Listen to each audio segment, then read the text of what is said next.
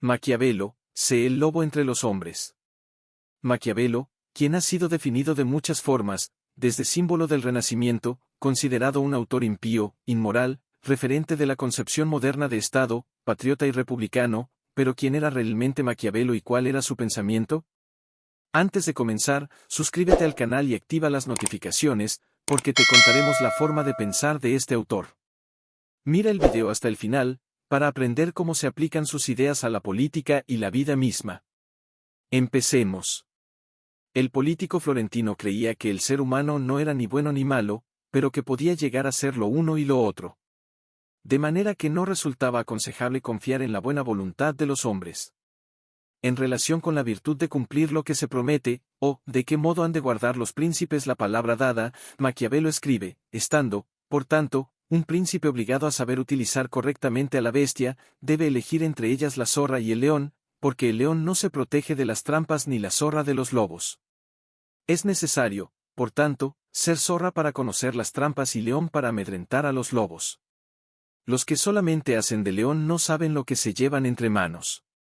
No puede, ni debe, por tanto, un señor prudente, guardar fidelidad a su palabra cuando tal fidelidad se vuelve en contra suya y han desaparecido los motivos que determinaron su promesa.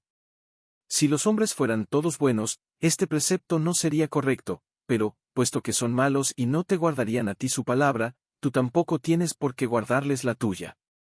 Es decir, como los hombres pueden llegar a ser malos, los gobernantes tienen también la obligación de ser malos. El príncipe que se rebela contra esta situación de maldad y quiere gobernar honestamente estaría, según Maquiavelo, labrando su propia ruina.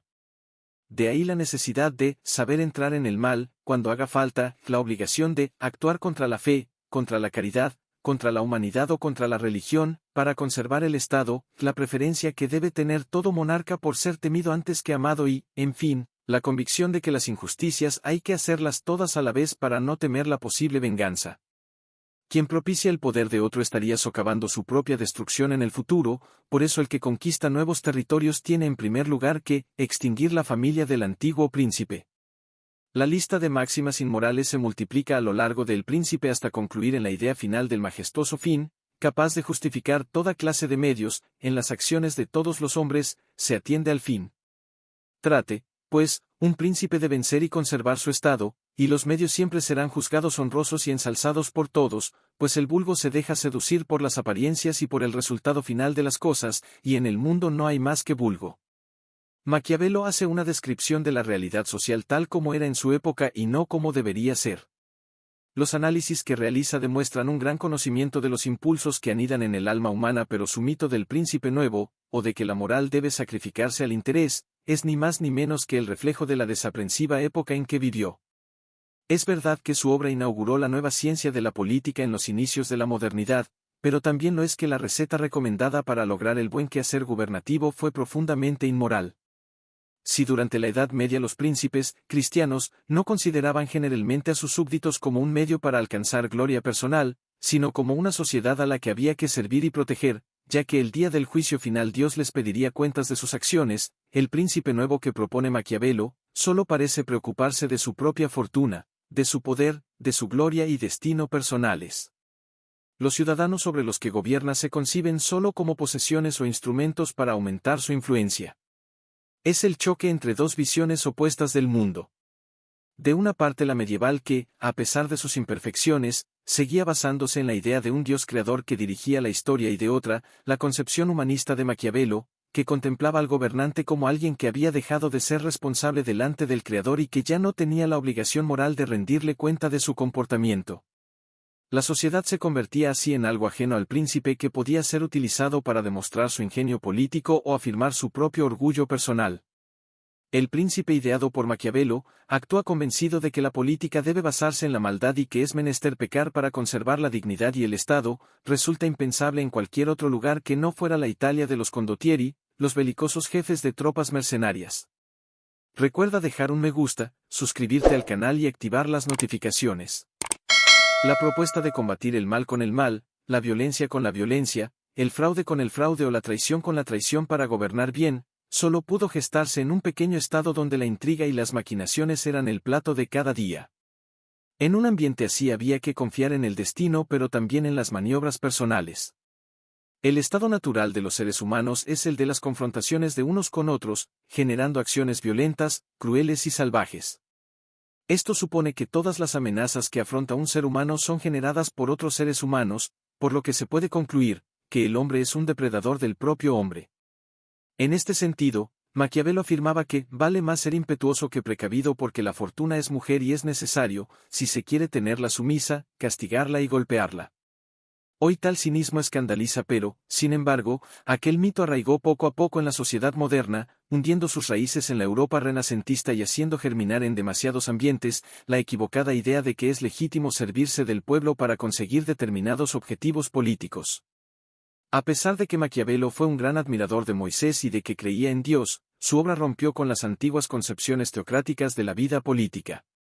La tradición cristiana que entendía el poder como una institución divina no encontró apoyo en el pensamiento del primer teórico de la política moderna. En El Príncipe escribe, y aunque sobre Moisés no sea lícito razonar por haber sido mero ejecutor de las órdenes de Dios, sin embargo, debe ser admirado aunque solo sea por aquella gracia que lo hacía digno de hablar con Dios. En este texto parece recalcar su respeto por el gran líder hebreo y por el Dios de la Biblia, sin embargo su concepción de la naturaleza humana como sede constante de envidias, ambiciones, impaciencia y deseos de venganza, le llevaron a entender la historia al modo helénico.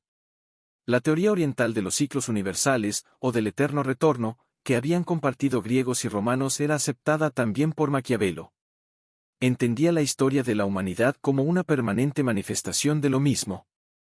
Todo resultaba coincidente. Todo se repetía.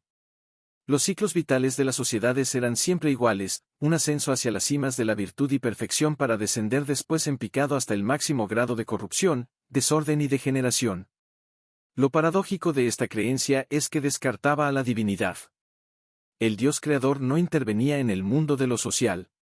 No existía ningún ser trascendente detrás de los ciclos vitales de la historia. El pensador de Florencia creyó que Dios no se ocupaba en poner o quitar soberanos. Esto solo lo hacía el hombre con su radical ambivalencia, con su grandeza pero también con su profunda miseria. Generalmente, en la mayoría de los supuestos de hecho, el individuo más fuerte explota o maltrata al más débil, cuando lo correcto es que el fuerte proteja al débil. Como la especie humana no posee tal comportamiento, Hobbes presenta el contrato social para lograr una convivencia armoniosa, equilibrada y en paz entre los ciudadanos de una sociedad. Pero, ¿en qué consiste el contrato social? El contrato social es diseñado con la intención de establecer una autoridad, normas morales y leyes a las que están sometidos y deben cumplir los individuos. Este contrato otorga a cada individuo derechos y deberes, a cambio de abandonar la libertad que posee en el estado natural, para asegurar su sobrevivencia en la sociedad. Gracias por llegar hasta el final. Recuerda suscribirte al canal y activar las notificaciones. Comenta y deja un like. Nos encontramos en el próximo video.